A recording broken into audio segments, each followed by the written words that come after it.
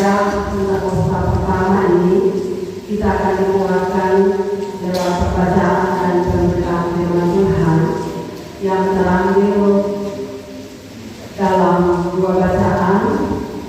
Bacaan yang pertama terambil dalam kitab Kudus Perjanjian Lama, yakni Yoel 2 ayat 28 sampai 32, dan bacaan kedua kitab Kisah Para Rasul 2 ayat 1 sampai 13. Kami bersyukur atas kehadiran Roh Kudus yang memampukan kami hidup setara dalam kasih. Buka hati kami agar Tuhan melimpahkan kami. Dalam nama Yesus Kristus kami berdoa. Amin. Kemudian daripada itu akan terjadi bahwa aku akan mencurahkan rohku ke atas semua manusia. Maka anak-anakmu laki-laki dan perempuan akan berbuah. Orang-orang yang tua akan mendapat mimpi, teruna-teruna akan mendapat penglihatan-penglihatan. Juga di atas hamba-hambamu laki-laki dan perempuan akan mencurahkan rohku pada hari-hari itu. Aku akan mengadakan mujizat-mujizat di langit dan di bumi, darah dan api, dan gumpalan-gumpalan asap. Matahari akan berubah menjadi lampu gulita dan bulan menjadi darah sebelum datangnya hari Tuhan yang hebat dan dahsyat itu. Dan barang siapa yang berseru kepada Tuhan, kepada nama Tuhan, akan diselamatkan, sebab di Gunung Sion dan di Yerusalem akan ada keselamatan seperti yang telah difirmankan Tuhan, dan setiap orang yang dipanggil Tuhan akan termasuk orang-orang yang terlepas. Pembacaan yang kedua, Kisah Para Rasul pasal 2 ayat 1 sampai ayatnya yang ke-13. Pentakosta. Ketika tiba hari Pentakosta, semua orang percaya berkumpul di satu tempat. Tiba-tiba turunlah dari langit suatu bunyi seperti gumpalan keras yang memenuhi seluruh rumah di mana mereka duduk. Dan tampaklah kepada mereka lidah-lidah seperti nyala api yang bertebaran dan hingga pada mereka masing-masing. Maka penuhlah mereka dengan Roh Kudus, lalu mereka mulai berkata-kata dalam bahasa-bahasa lain seperti yang diberitakan yang diberikan oleh Roh itu kepada mereka untuk mengatakannya. Waktu itu di Yerusalem diam orang-orang Yahudi yang saleh dari segala bangsa di bawah kolong langit. Ketika turun bunyi itu, berkerumunlah orang banyak. Mereka bingung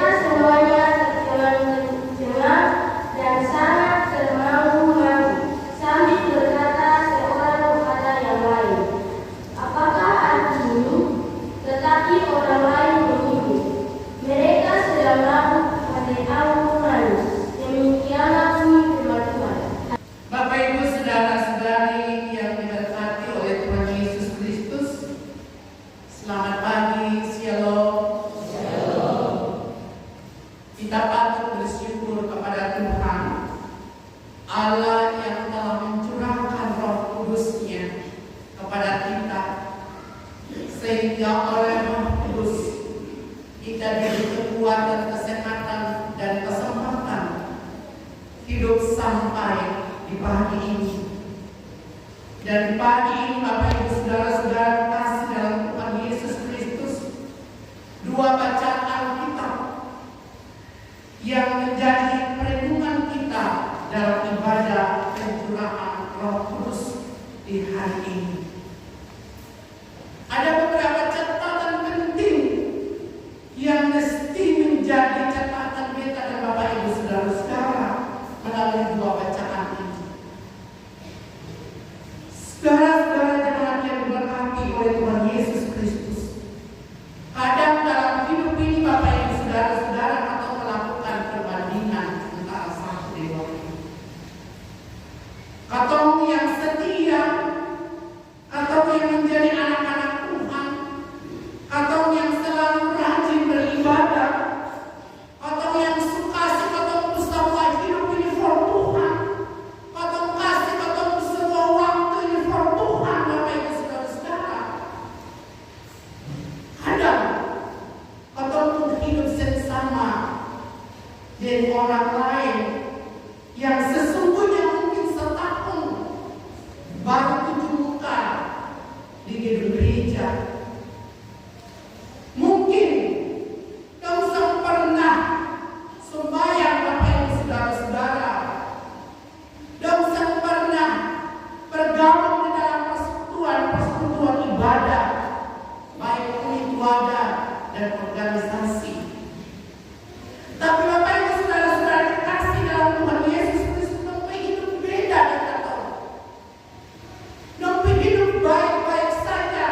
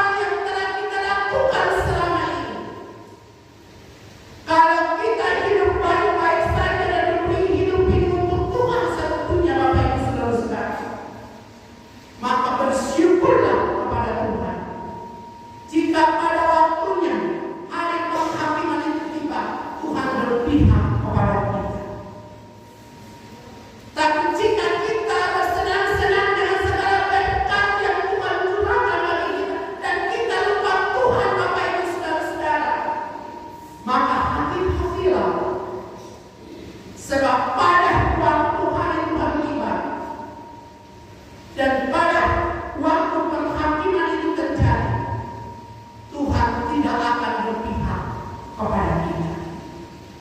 Hal lain Bapak Ibu Saudara-saudara yang diberkati oleh Tuhan Yesus Kristus, apa yang dikeluarkan oleh Nabi Yoel itu sudah mengalami penggenapan pada hari Pentakosta, yaitu hari di mana Roh Kudus dicurahkan ke atas para murid. Kisah 2 ayat 1 sampai 13. Kita ketahui bahwa sebelum Tuhan Yesus terangkat ke surga, Ia menugaskan para murid untuk melaksanakan misi Allah di dunia ini, mulai dari Yerusalem sampai ke ujung-ujung dunia. Dan untuk melaksanakan tugas itu, maka Roh Kudus akan dicurahkan ke atas mereka. Oleh sebab itu mereka tidak boleh meninggalkan Yerusalem sampai Roh Kudus yang dijanjikan Tuhan Yesus itu dicurahkan ke atas mereka. Dan terjadilah pada hari itu, yaitu hari perayaan Pentakosta atau hari raya panen, di mana semua orang Yahudi yang tinggal di berbagai belahan dunia sedang berkumpul di Yerusalem untuk merayakan hari raya panen atau hari raya Pentakosta itu.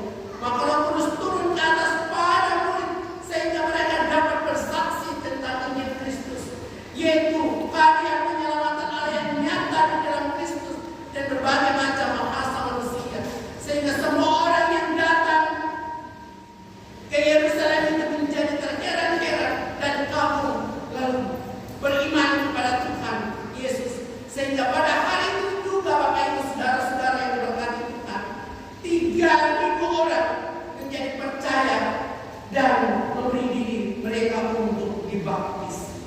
Bandingkan ayat 41 Bapak Ibu Saudara-saudara. Sesungguhnya Bapak Ibu Saudara-saudara, bagian ini mau bilang Forketa dan Bapak Ibu Saudara-saudara bahwa dengan cara hidup kita Bapak Ibu Saudara-saudara yang beriman kepada Tuhan, dengan cara hidup kita sebagai umat Kristen yang selalu melakukan hal-hal baik, berbagi, dan tidak membedah-bedahkan sesama, hidup takut akan Tuhan, rajin beribadah dan sebagainya Bapak Ibu Saudara-saudara, kita akan menjadi saksi-saksi Kristus yang luar biasa. Kita akan menjadi teladan bagi banyak orang.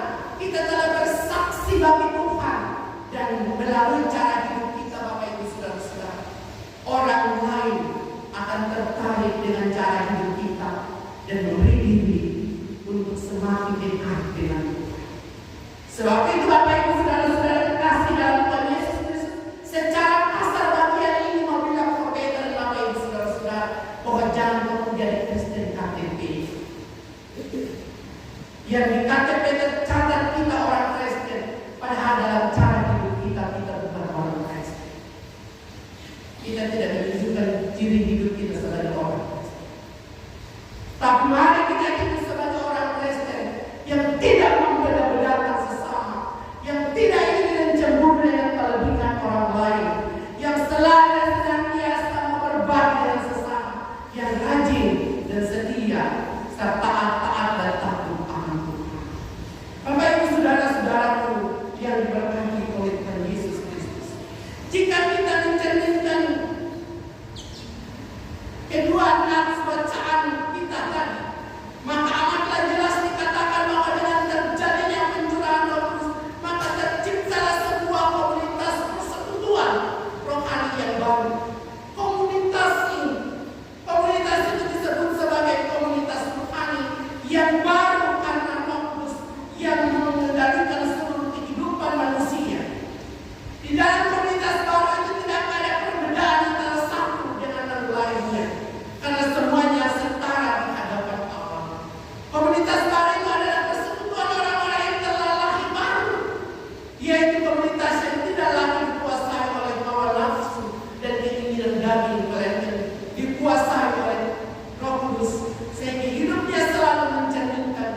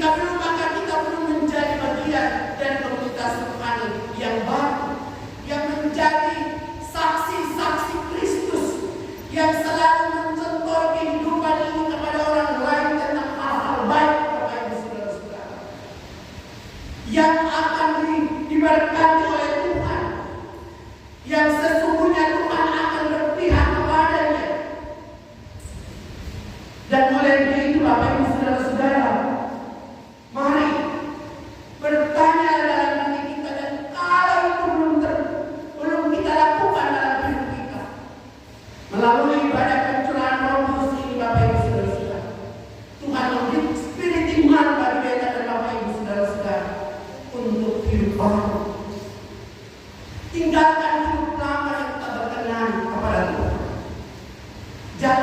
Jalanlah hidup baru dengan selalu dan senantiasa mempercayakan seluruh hidup ini kepada Tuhan, Bapak Ibu Saudara-saudara. Maka Ia yang adalah Allah yang penuh kasih akan mencurahkan Roh Kudus kepada kita, dan melalui Roh Tuhan yang kudus kita menjadi kuat. Kita akan selalu dan senantiasa menjadi bagian dari rencana dan rencana Allah yang indah. Sebab itu segala usaha kerja dan pencarian kita tidak akan menjadi sia-sia belaka, tetapi berkat Tuhan akan selalu menjadi bagian dalam hidup kita kini dan selamanya. Tuhan kiranya menolong dan memberkati kita semua, sehingga kita menjadi manusia-manusia yang mau memberi hidup ini menjadi teladan bagi banyak orang. Amin.